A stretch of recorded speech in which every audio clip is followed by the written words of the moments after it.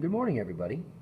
This is Mr. Ruger, and today we're going to take a look at Section 1, Unit 1, Part 1. We're talking about interval notation and domain and range.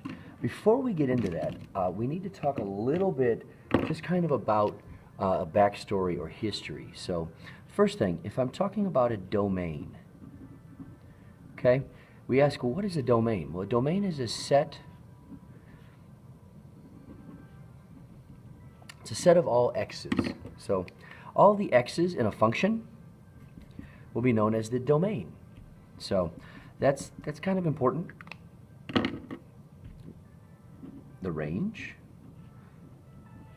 conversely then, is simply the set of all y's. You know, we have a tendency to try to overcomplicate things, but there really isn't a need to. A domain tells you, with regards to the function, how far left and how far right the function goes. If you see an arrow in both directions and the function's continuous, guess what? It's every single value that's possible. And range tells you how far it goes up or down.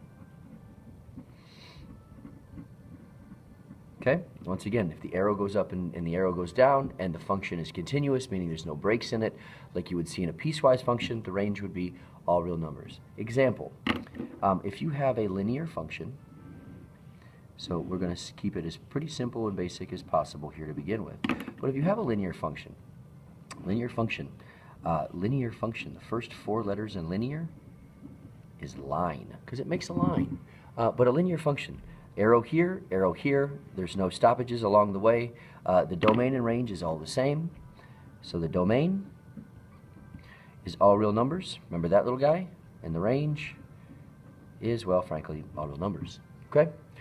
So that's kind of the idea behind these things. Now, when we talk about the difference between interval notation and say, inequality notation, interval notation, we have an ordered pair. Ordered pair is x, y on a coordinate plane. Okay? If I were to write interval notation,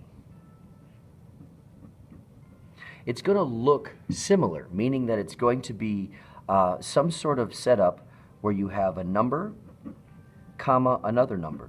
But the important thing to note is that they're not an ordered pair. Okay? This tells you how far to the left and then how far to the right it goes. And then you will see different connections or grouping symbols. You could see parentheses, but you could also see what we call brackets. Okay? And we're going to learn about them as we get into the unit. But there's a little bit of history for you as far as domain and range, as far as interval notation is concerned. We will get into them and contrasting them between interval notation and inequality notation. But from here on out, we're going to get into your actual packet. Now, your packet's quite extensive, but don't worry. This is what we feel as a PLT, which you need to be successful going into the end of the unit. As we go through Unit 2 through Unit 7 or 8, whatever we get to, the packets will get thinner, but that means that your responsibility for material will increase because you will be expected that you will keep detailed notes of what it is that you're doing. So let's take a moment and let's say, okay, everyone should have this guy. You'll notice it's quite, it's got some girth to it. But if we open up the first page. Now, I told you guys I use Post-it notes, and I also use a lot of colors to do things. So, here's Post-it notes and colors to do these things. So the first thing, if the substitute is here, what I would have you do, with your electronic device, or if you're looking at it on the screen, you can go ahead and freeze this or pause it right now and write down all of the stuff so that way you can kind of get caught up. Now, we're talking about interval notation, so I'm going to use brackets if I want to include a number, and I'm going to use parenthesis if I want to exclude the number. Consequently, I tried to color code everything as much as I could. So blue was include, A solid line is closed, which is greater than or equal to, less than or equal to, which is include. Open is an open circle, and that's greater than or less than, and that excludes.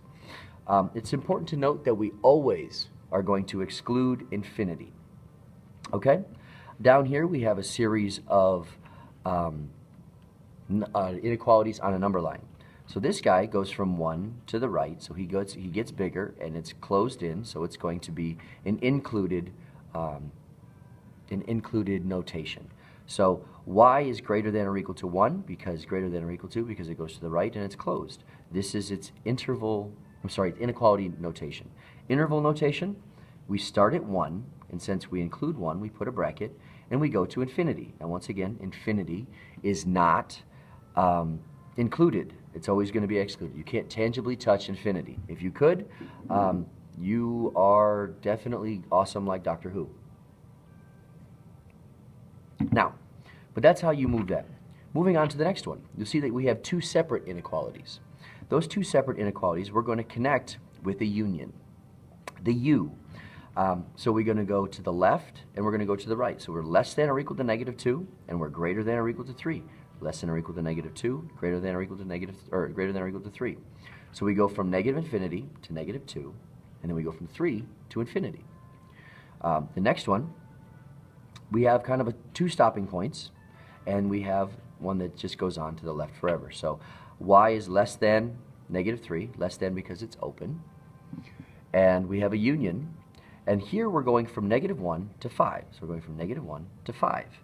Now, -1 is less than y, and 5 is greater than y. So we have -1 is less than or equal to y, which is less than 5. And so interval notation, we have from negative infinity to -3, and then we have from -1 to 5. Notice, color-coded the ones that include and the ones that exclude, again, to try and make things a little bit more simple for you. Now here's the now you try section. You should come up with answers that look remarkably similar to the ones that I have here. The only difference that you might run into here is you might have y is less than 2 and then union y is greater than 2. If that's what you have, if you have for this guy, y is less than 2, union y is greater than 2. I think that should be negative, by the way. Then yeah, you're on the right track for that. Not a problem at all. I'll accept either one of them because typically we haven't talked about the not equal to. Okay?